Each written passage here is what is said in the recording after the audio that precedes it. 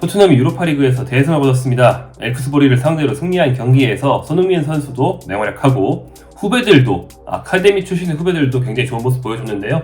이 경기 현지에서 어떤 반응을 보여줬는지 정리해서 말씀드립니다. 안녕하세요, 볼입니다. 토트넘 경기에 대한 현지 반응을 모아보는 시간인데요. 일단 오늘 새벽에 설날 연휴가 지난 직후 이번 새벽에 열렸던 토트넘 유로파리그 경기입니다. 엘프스버리를 상대로 홈에서 대승을 거두면서 리그 페이지를 순조롭게 8강 이내에서 통과했습니다. 그러면서 추가적인 플레이오프 경기를 피했죠.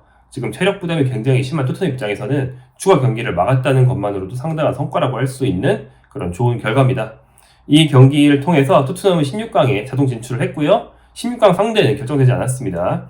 4팀 중에 하나인데요. 레알, 소시에다드, 갈라타사라이, 알크마르, 미트윌란 중에서 16강 진출행 플레이오프를 뚫고 올라오는 팀 하나가 결정이 됩니다. 그러니까 앞으로 플레이오프 대진 추첨을 할 거고요.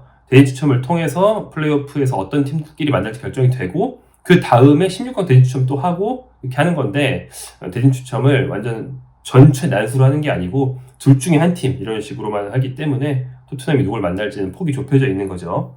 보면 미트윌란을 만날 경우 코리안 더비가 가능하겠죠. 미트윌란은 조기성과 이한범의 속팀이고 조기성 선수가 부상으로 이번 시즌 거의 거르고 있지만 유로파리그 16강이 열릴 때쯤엔 돌아올 수도 있거든요. 그래서 유로파리그에서 코리안 더비 성사 가능성이 있다.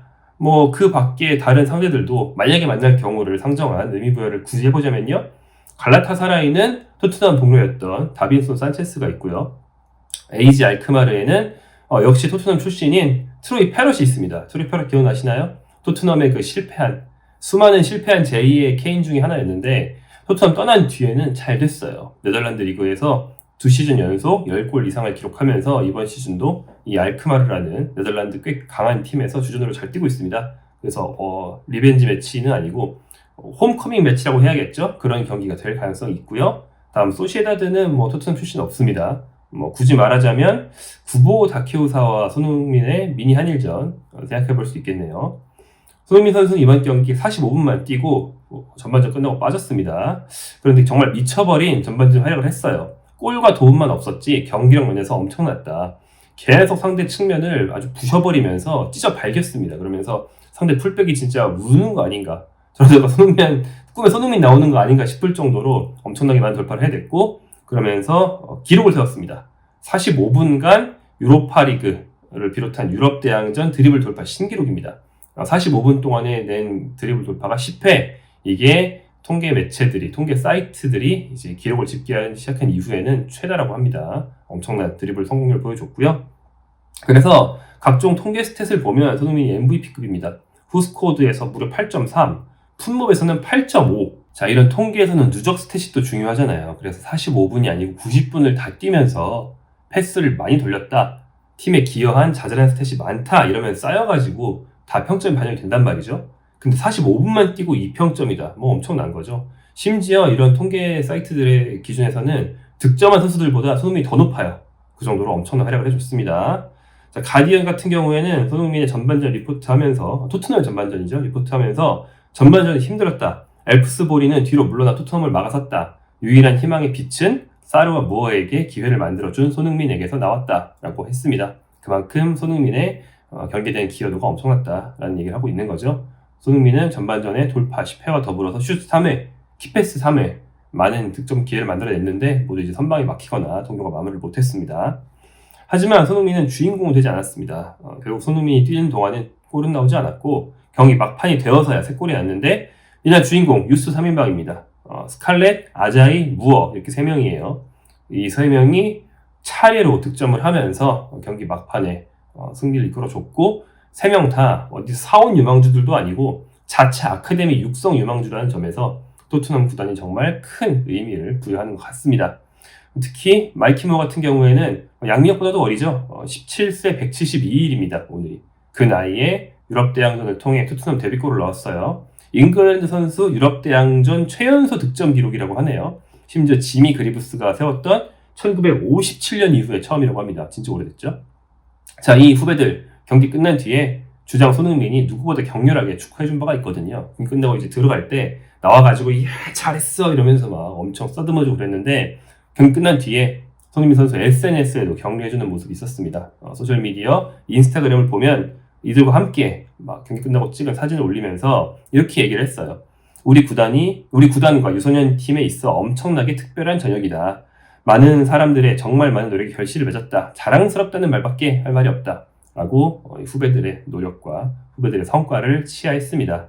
팔로워 1,400만 명 손흥민의 태그를 받은 팔로워 약 1만 명의 아자이 떡상각 아닌가 생각합니다.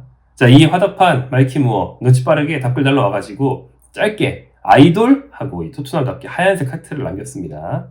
역시 뭐 당연히 토트넘 선수들한테는 손흥민이 아이돌일 수밖에 없죠. 또 스칼렛과 아자이는 제가 본 바로는 댓글이 안 보였거든요. 눈치들을 챙겼으면 아마 자고 일어나서 이러면서 달려오지 않을까 생각이 됩니다. 자, 포스트코글로 감독은 경기 후에 뭐라고 했을까요? 일단 손흥민 선수에 대해서는 뭐 말을 못했습니다. 왜냐하면 기자회견에서 그 말을 할 겨를이 없었어요. 일단 이날 득점한 3명들 거론해야 되죠. 그 다음에 아카데미 자체에 대해서도 좋은 얘기 해야 되죠. 그리고 미키 판더펜이 부상 복귀를 했습니다. 그래서 미키 판더펜 얘기를 했어야만 했고요. 라저 드라구신은 부상으로 빠졌어요. 그래서 드라구신 얘기를 했어야만 했고, 마지막으로 마티스 텔 영입설에 대한 질문까지 쏟아졌습니다. 지금 토트넘이 마티스 텔 영입에 엄청난 거액을 쏟아붓는다는 소식이 한국 기준으로 간 밤에 현지 기준으로는 경기 직전에 막 쏟아졌기 때문에 이게 질문 받을 수밖에 없었거든요. 근데 굉장히 짓궂은 현지 기자들이 이런 질문도 했어요. 오늘 유소년 공격수들이 너무 잘해서 구단이 새 공격수 안 사줄까봐 무섭지 않나요? 라고 감독한테 물어보는 거예요. 좀 매기는 수준이 아닌가 싶은데, 그래서 포스트 감독이 이렇게 코웃음으로 답변을 시작하는 모습도 볼 수 있었습니다. 아무튼 유소년 선수들이 핵심이었고, 토트넘의 포스텍 감독은 오늘 나름대로 명언, 오늘 밤은 메이드 인 토트넘이었다 라는 나름대로 명언도 남겼고요. 이날 깜짝 데뷔골을 비롯한 1골 1도움을 기록한 데인 스칼렛이 제일 의외라고 할 수 있었습니다. 왜냐면 이 선수는 사실 그 망한 유망주, 망망주처럼 보였던 선수예요. 임대를 이미 많이 다녔는데 토트넘에서 데뷔한 지 벌써 5시즌째고요. 근데 그동안 뾰족한 모습 보여준 게 없거든요. 이번 시즌 전반기도 챔피언십 옥스퍼드로 임대돼서 엄청난 모습은 없었습니다. 그런데 복귀시켰는데 사실 선수가 없어서 어쩔 수 없이 넣었나 싶더니만 이날 1골 1도움을 해버린 거예요. 이에 대해서 포스텍 감독은 실망스러운 몇 차례의 임대를 이미 겪었습니다. 발전 가능성이 없는 임대를 또 보내기보다는 우리 팀에서 함께 훈련시키면서 지켜보는 게 낫다고 생각했습니다. 라고 답변을 했습니다. 아마 그동안의 기록이나 포스텍 감독의 전례를 볼 때 이제 1군감이다, 케인의 후계자다 이래서 이제 임대를 복귀시킨 건 아니고, 그런데 이 주전 선수의 부상으로 약간 좀 급하게 투입한 경기에서 뜻밖의 활약을 해준 거죠. 이런 의외성이 또 스포츠의 매력 아니겠습니까? 아무튼 상승세를 탔습니다. 그렇기 때문에 포스텍 감독과 토트넘에는 큰 행운이 될 것으로 보여요. 이 선수가 처음부터 첫 단추를 잘못 깼으면 한참 동안 골도 못 넣고 이럴 수도 있었는데 이미 자신감이 생겼잖아요. 앞으로 얼마나 잘해줄지 우리는 사실 예상할 수 없는 겁니다.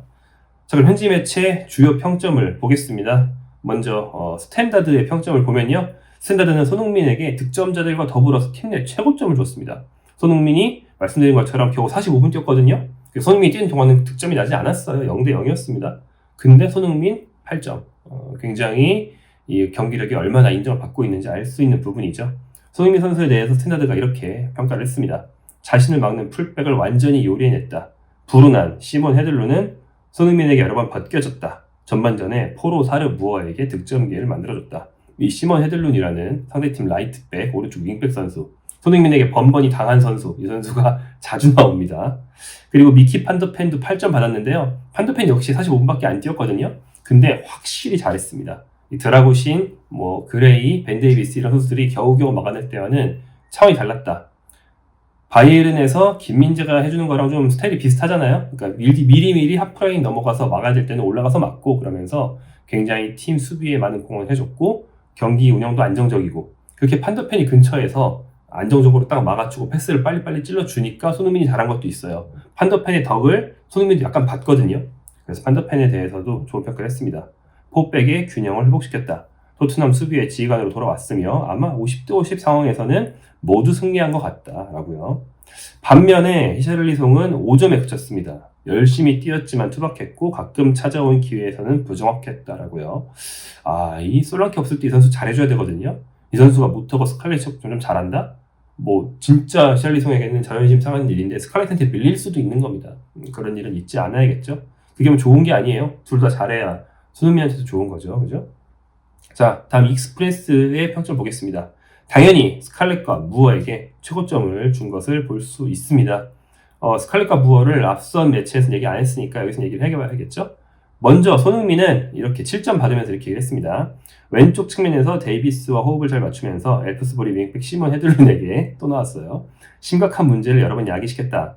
손흥민이 공을 잡을 때마다 몸부림치는 헤들룬을 보면 그의 공포를 목격할 수 있었다. 하프타임에 빠져 휴식을 취했다라고. 그러니까 헤들룬이 몸부림쳤다. 이렇게 뭐 막으려고 이리저리 몸을 뒤트는 거를 이제 트위스트 앤 턴 하면서 그가 몸부림친 거랑 비유하면서 그가 마치 공포를 느끼는 것 같았다고 얘기를 한 그런 평가입니다. 손흥민이 얼마나 상대를 당황시켰는지 상대를 춤추게 만들었는지 알 수 있는 거죠.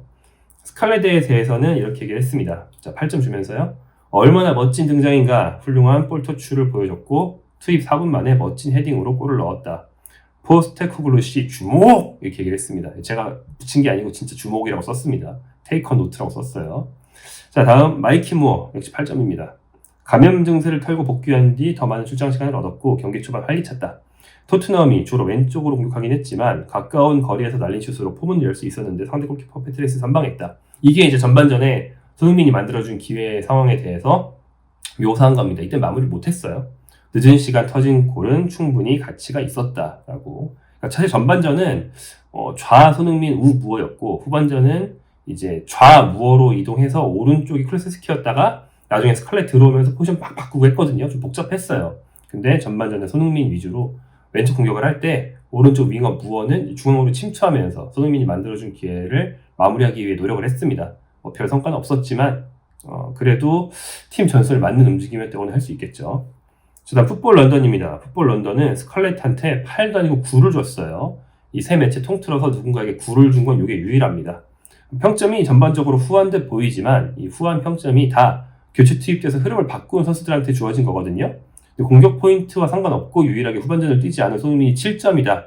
이 매체 기준에서는 손흥민의 경기력도 그만큼 높게 봤다고 우리가 이해할 수 있는 거죠. 손흥민 7점 받았고요. 전반전 최고의 선수, 교체되기 전까지 꾸준하게 자신의 상대방을 물리쳤고 동료들의 득점 기회를 창출했다라고 합당한 평가를 받았습니다. 9점 받은 스칼렛에 대해서는 이렇게 얘기를 합니다. 이제 임대로 나갈 수 없게 된 스칼렛은 그러나 날아올라 헤딩슛을 날리면서 토트넘 소속 첫 골을 득점했다. 그런 다음 아자이에게 어시스트도 해줬다. 이 20세 선수에게는 중요한 밤이었다. 마지막으로 데이몰라 아자이, 또 한 명의 득점자 아자이도 8점인데 아자이는 모든 매치에서 8점 받은 건 아니거든요. 풋볼 런던 8점을 주면서 20대 선수에게는 멋진 밤이었다. 경기장에 들어서면서 데뷔한 뒤 몇 분 만에 골포스트 쪽으로 슛을 꽂았다. 그와 유소년 팀에게 환상적인 순간이었다라고 얘기를 했습니다. 사실 이 경기 흐름 그리고 첫 단추를 꿰 때의 그런 경기 분위기, 자신에게 유리한 상황인가 이런 것들이 유소년 선수에게는 큰 영향을 미칩니다. 그런데 이미 스칼렛이 한 골 넣어서 상대방이 좀 공격적으로 나오거나 수비가 얇아질 수밖에 없는 상황이었고 그때 아자이가 굉장히 자신감 있게 오른쪽 측면 좀 넓은 데서부터 중앙까지 한 번 돌파해 들어가면서 스칼렛과 2대1 패스를 주고 받아 슛각을 만들고 굉장히 과감한 왼발 슛을 꽂았거든요. 멋진 플레이였습니다. 거의 뭐 아리안 로번 같은 플레이였는데 한 번 먹혔다? 이 선수는 앞으로 이걸 또 할 수 있습니다. 근데 사실 처음에서 안 먹히면은 소심해지거든요. 아자이 역시 첫 단추를 잘 깼기 때문에 스칼렛과 함께 1군에서 좋은 모습 보여줄 준비가 됐다 이런 생각이 듭니다. 이 선수들이 잘해주면 손흥민 선수한테도 좋은 거죠. 손흥민 선수가 이들한테 입지를 위협받을 일은 없잖아요. 네. 체력 안배도 해주고 상부상조하고 손흥민의 어떤 레거시를 이어받는 후배들이 등장한다는 건 장기적으로 보면 손흥민이 또 팀에 뭔가를 남길 수 있는 그런 일이 됩니다. 임대 나가 있는 양민혁 선수를 위협할 정도로 너무 자리 잡는 선수가 많아지면 제 입장에서는 마음에 들지는 않지만 그건 제가 어떻게 할 수 있는 건 아니니까. 아무튼 이렇게 훌륭한 승리를 거둔 토트넘의 엘프스버리전 현지 반응 그리고 이제 손흥민 본인과 손흥민의 은총을 받은 후배 선수들의 반응까지 살펴봤습니다.